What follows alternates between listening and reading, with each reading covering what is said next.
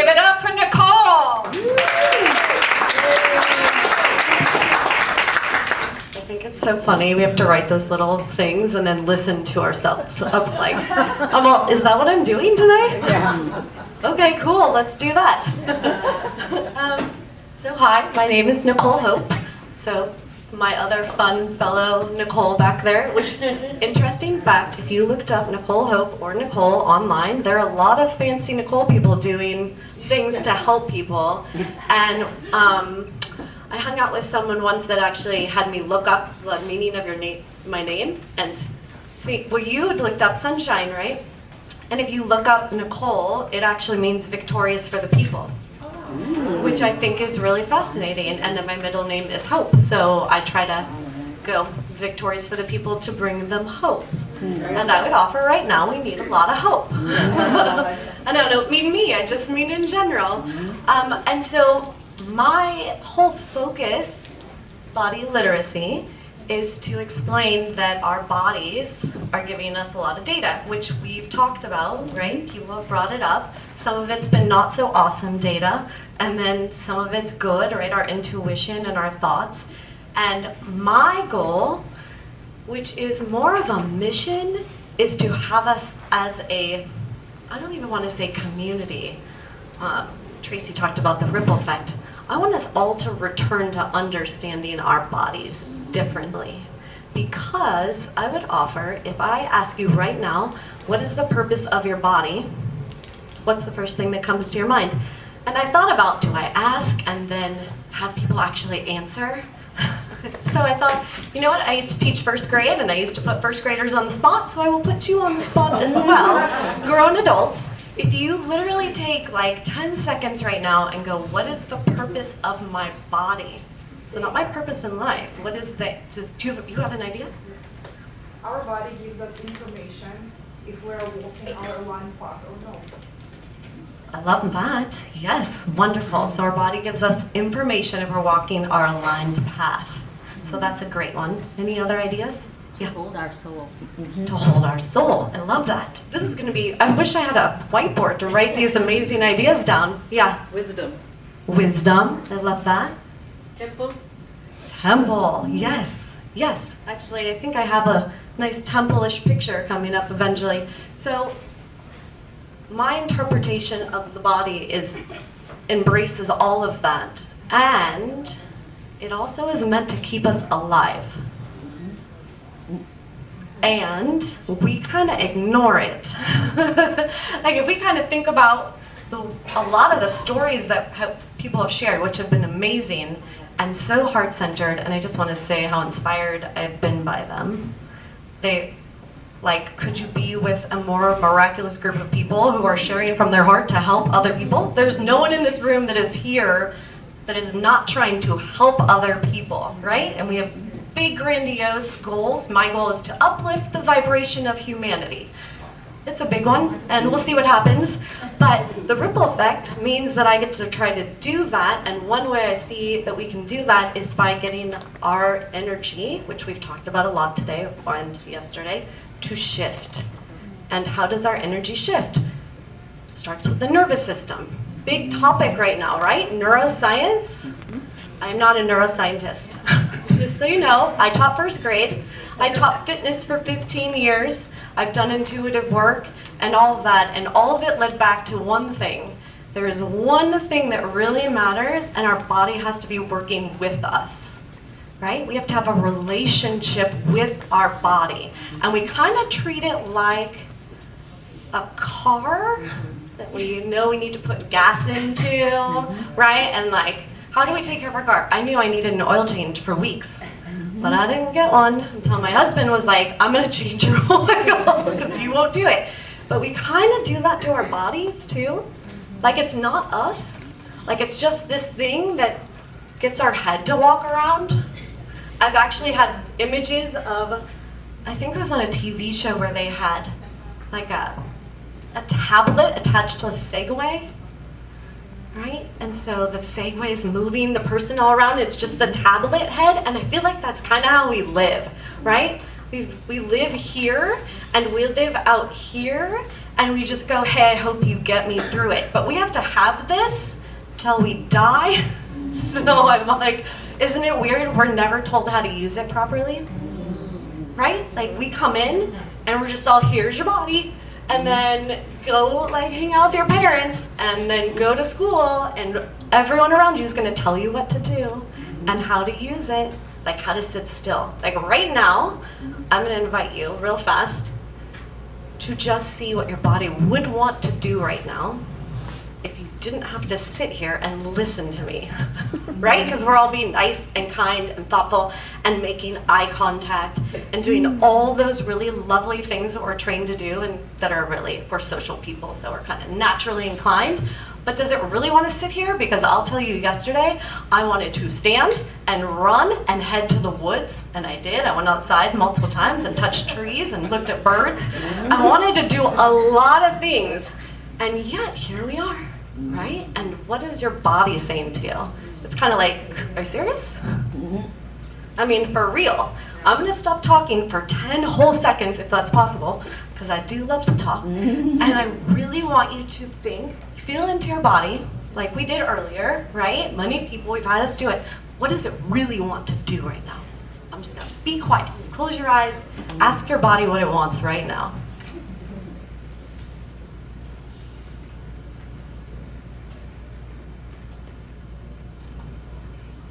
Ten seconds is a long time.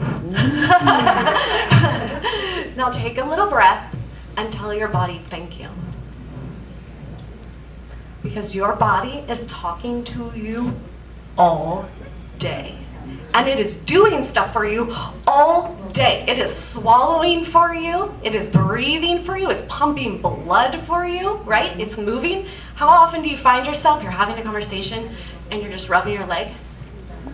You don't sit there and go, my leg needs rubbing, right? I'm gonna rub I don't know why we're going with the leg, but that's where we landed. So how often are we doing all of these things and our body is getting us to do the things to take care of itself, and we're kind of just over here, which is great because that's how we get to experience life, right? But that's our body doing this amazing work for us, right? Keeping us alive.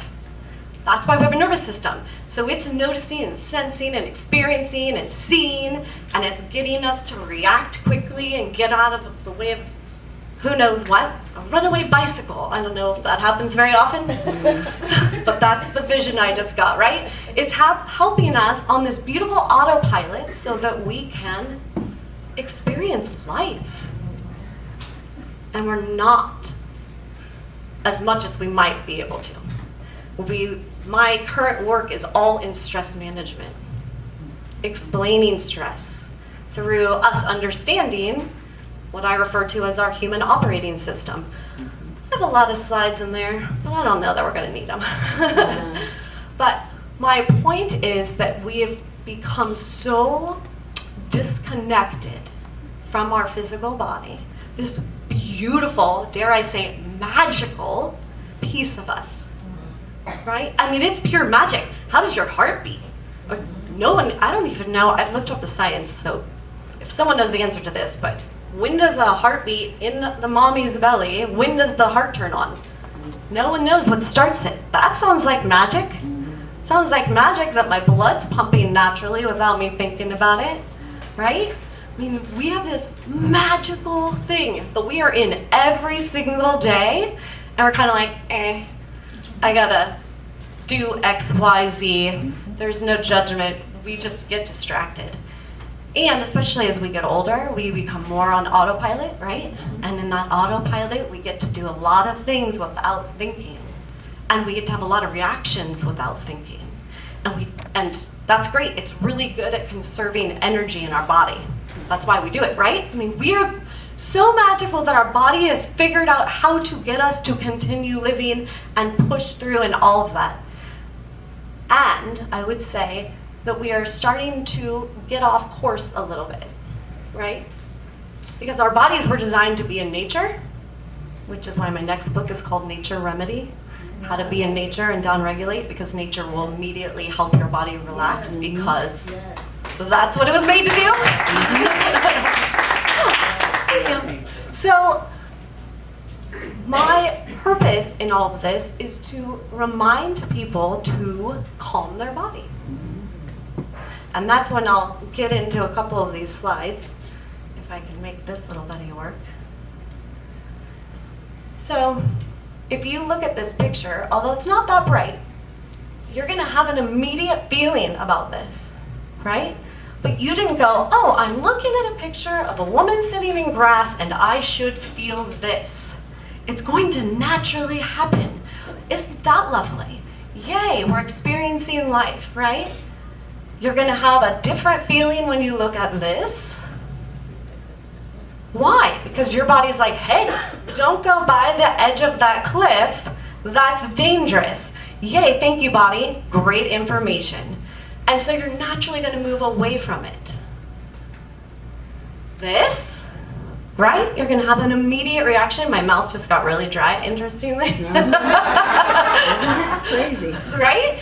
I mean, I only point this out, and I know we are all intelligent individuals, and I know all of you know this. My job is only here to remind you of it. To remind you of what is happening behind the scenes for you so that you can do all of the amazing things that you want to do.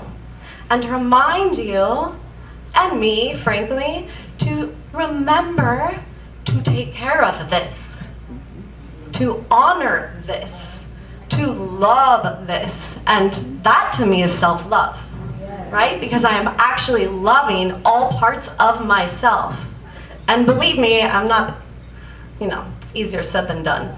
I did teach fitness for a long time, and I did a lot of mean things to my body, right? Like I starved it, and I overworked it, and all this stuff. And all the things we do to try to make other people like us? I don't know. That's really what we're doing, right? Because our bodies are survival. We're rejection avoidant, right? We're social beings, but hardwired to avoid rejection. Why? Tribes. I pretend like we're all a bunch of zebras and we're all trying to hang out with the other zebras, so we gotta look like a zebra, because if you don't look like a zebra, then they kick you out, and now you get picked off by a lion, and that's sad, and that's about how our bodies work. But that's my point, like, we're zebras.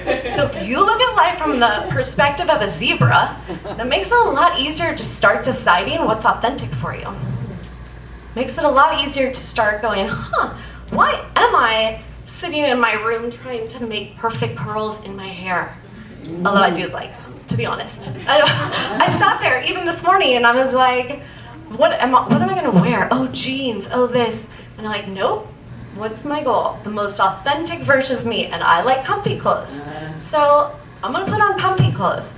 And I think, especially people in this room, like you are all here to start making real change for this world in leadership and all of these spaces I have never touched.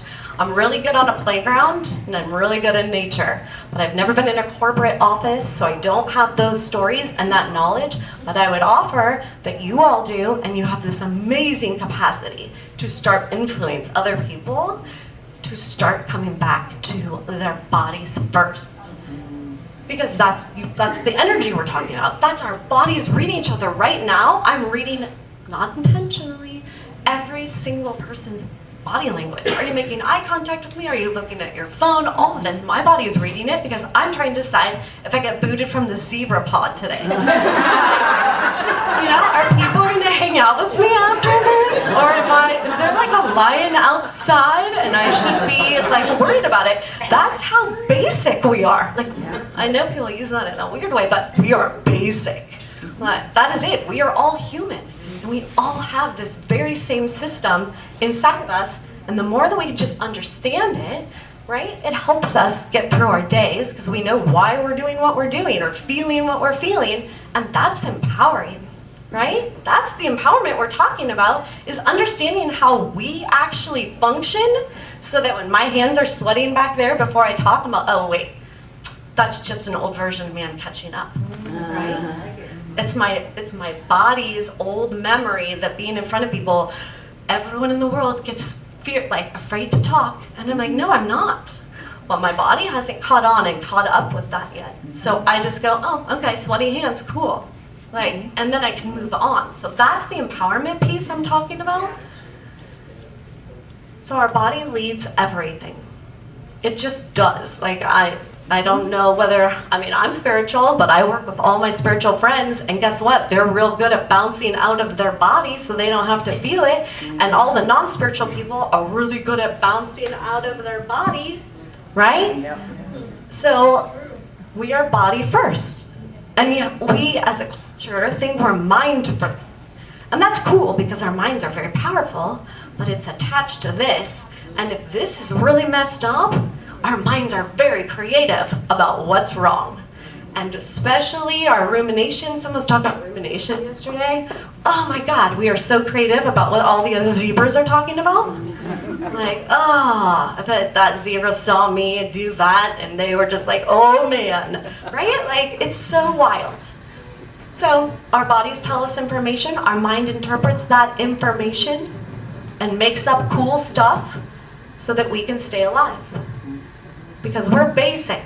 We're trying to stay alive all the time, and then hopefully we get to be on our mission and have some fun, because I'm about fun and play and enjoyment and excitement and creativity and wonder and imagination. And that's what we get to use this for, if we can get this to be quiet.